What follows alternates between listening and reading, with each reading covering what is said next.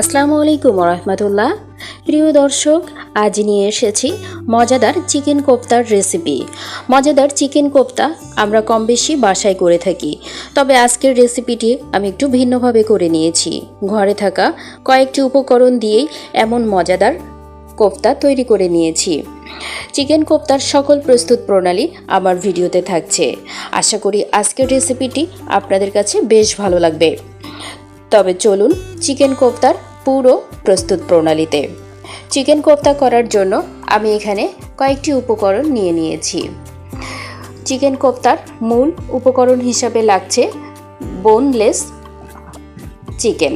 এখানে চিকেনগুলোকে আমি খুব ছোট ছোট করে কেটে নিয়েছি এবং এই চিকেনগুলোর মাঝে কোনো হাড় নাই। এখানে 500 গ্রামের মতো চিকেন নিয়েছি। আরও লাগছে, আমি এখানে রসুন পেস্ট নিয়ে নিয়েছি 2 টেবিল চামচ। এই রসুন পেস্টটা কোফতা তৈরিতে আমি ব্যবহার করব, আবার যখন গ্রেভি তৈরি করব সেখানেও ব্যবহার করব। নিয়েছি ব্রেড ক্রাম্ব, এখানে 1 কাপ ব্রেড ক্রাম্ব নিয়ে নিয়েছি। এই ব্রেড ক্রাম্বটি আমি বাসায় তৈরি করে নিয়েছি, আপনারা চাইলে বাসায় তৈরি করে ব্যবহার করতে পারবেন। আর এখানে নিয়েছি পেঁয়াজ বেরেস্তা। আমার চিকেন কোফতা তৈরিতে কিছুটা পেঁয়াজ বেরেস্তা লাগছে। নিয়েছি পেঁয়াজ পেস্ট, এখানে 1/2 কাপ পেঁয়াজ পেস্ট নিয়েছি। আরও লাগছে গুঁড়া মশলা। গুঁড়া মশলার মধ্যে এখানে নিয়ে নিয়েছি জিরা গুঁড়া, এখানে 1.5 টেবিল চামচ, ঝালের গুঁড়া 1.5 টেবিল চামচ, হলুদ গুঁড়া 1 চা চামচ, আদা গুঁড়া 1.5 চা চামচ। আর এখানে নিয়েছি স্বাদমতো লবণ। আরও লাগছে তেজপাতা, এলাচ আর দারচিনি প্রয়োজন মতো ব্যবহার করব। প্রথমে আমি এখানে চিকেনগুলোকে মশলা দিয়ে মিশিয়ে এটা ব্লেন্ডারে পেস্ট করে নিব। তার জন্য প্রথমেই এখানে গুঁড়া মশলা দিয়ে নিচ্ছি। অল্প করে মশলা দিয়ে দিব, সামান্য পরিমাণে, যেন কোফতাগুলোর মাঝে চমৎকার একটা টেস্ট তৈরি হয়। দিয়ে দিচ্ছি জিরা গুঁড়া, স্বাদমতো লবণ, আদা গুঁড়া। আপনারা এখানে আদা পেস্ট ব্যবহার করতে পারেন, গুঁড়ার না থাকলে। দিয়ে দিচ্ছি শুকনা ঝালের গুঁড়া। আরও একটু দিয়ে দিব রসুন পেস্ট, দিচ্ছি 1 চা চামচের মতো রসুন পেস্ট। চমৎকার একটি স্বাদ আনে। এখন সবগুলো মশলা মিশিয়ে নিব সুন্দরভাবে। এটাতে আরেকটু দিয়ে দিব পেঁয়াজ বেরেস্তা। এইটা পুরোটাই স্বাদটাকে চেঞ্জ করে দেয়। এই পেঁয়াজ বেরেস্তাটা কখনোই স্কিপ করবেন না। দিয়ে দিচ্ছি। এখন মিশিয়ে নিয়ে আমি এটাকে ব্লেন্ডারে পেস্ট করে নিচ্ছি। আপনারা চাইলে এটা শিলপাটায় বেটে নিতে পারেন। এই তো আমার পেস্ট করে নেওয়া হয়ে গেছে। এখন এটাকে আমি হাতের সাহায্যে মিশিয়ে নিব। তো এখানে ব্রেড ক্রাম্বটা দিয়ে নিচ্ছি। প্রয়োজন মতো ব্রেড ক্রাম্ব দিয়ে নেবেন, কিন্তু আমি এখানে 1 কাপই ব্যবহার করব। অল্প অল্প করে দিয়ে নিচ্ছি এবং হাতের সাহায্যে সুন্দরভাবে মিশিয়ে নিব। বাকি যতটুকু ছিল আমি এ পর্যায়ে দিয়ে নিচ্ছি। এখন মিশিয়ে নিব, খুব সুন্দরভাবেই মিশে যাবে। এই তো এসে গিয়েছে। এই যে হাতে একটু তেল মেখে এখন কোফতা আকার করে নিব। সামান্য একটু পেস্ট তুলে নিয়ে আমি 2 হাতে গড়িয়ে কোফতা আকার করে নিচ্ছি। আপনারা এভাবে 2টো হাত ব্যবহার করে কোফতা করে নিতে পারেন। চমৎকার একটা রাউন্ড শেপ চলে আসছে। এভাবে আমি বাকি কোফতাগুলো করে নিচ্ছি। এখানে প্লেটে সাজিয়ে দিচ্ছি। খুব সুন্দরভাবে আমার বেশ অনেকগুলো কোফতা হয়ে গেছে। ভেজে নেওয়ার পালা। চলুন তবে এখন ভেজে নেই। চুলায় একটি কড়াই বসিয়ে দিয়েছি এবং তাতে পর্যাপ্ত পরিমাণে তেল দিয়ে নিচ্ছি। তেলটা বেশ একটু গরম হয়ে আসছে। আমি দিয়ে দিচ্ছি কোফতাগুলো। সময় নিয়ে কোফতাগুলোকে আমি ভেজে নিব। এখন নেড়ে চেড়ে নিচ্ছি। একটা পাশ যখন একটুখানি হয়ে আসবে তখন এলোমেলো করে আমি নেড়ে দিব। খেয়াল রাখবো সব পাশ সমানভাবে ভেজে নেওয়া হচ্ছে কিনা। এটা ভাজতে খুব বেশি সময় লাগবে না। আমি এটা 2 মিনিটের মতো চুলায় দিয়ে ভেজে নিয়েছি। এখন অনেকটা কালার চলে আসছে। আমি তুলে নিচ্ছি কোফতাগুলোকে এবং এই একই তেলে আরেক ব্যাচ দিয়ে ভেজে নিব। বাকি কোফতাগুলো আমি দিয়ে নিচ্ছি এবং এগুলো সময় নিয়ে ভেজে নিচ্ছি। এই তো সবগুলো ভেজে নেওয়া হয়ে গেছে। অবশিষ্ট তেলে আমি বাকি রান্নাটা সেরে নিচ্ছি।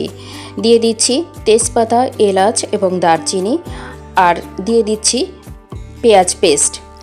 একসঙ্গে দিয়ে নেড়ে চেড়ে আমি মশলাটাকে কষিয়ে নিব। দিয়ে দিচ্ছি রসুন পেস্ট, আর বাকি গুঁড়া যে মশলাগুলো ছিল সেগুলো দিয়ে নিচ্ছি। এখন কিছু সময় নেড়ে চেড়ে আমি মশলাটাকে কষিয়ে নিব। রান্নার স্বাদ বাড়াতে মশলা কষানোর ব্যাপারটা অন্যরকম একটা ভূমিকা পালন করে। তো মশলাটা যত সুন্দরভাবে কষানো যাবে রান্নার স্বাদটাও ততটা বেড়ে যাবে।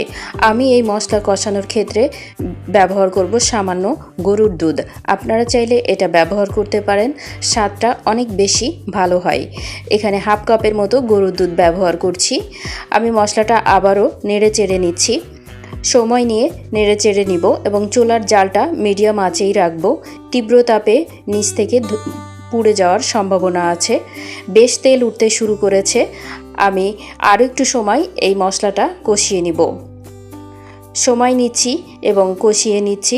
মজাদার এই চিকেন কোফতা আপনারা বাসায় ঠিক এভাবে তৈরি করতে পারেন। ঘরোয়া আয়োজনে অথবা মেহমান আপ্যায়নে এমন একটি রেসিপি রাখতে পারেন।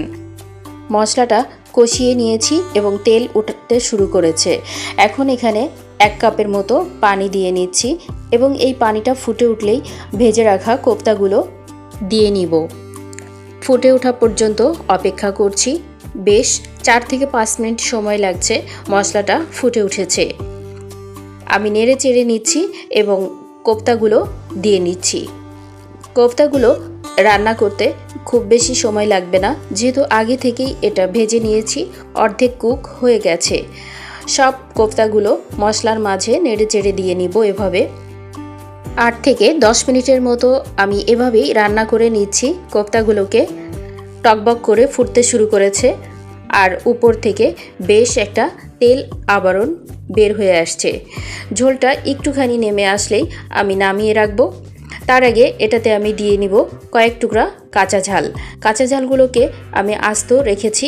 দিয়ে দিচ্ছি কাঁচা ঝাল, আর সবশেষে ব্যবহার করব পেঁয়াজ বেরেস্তা।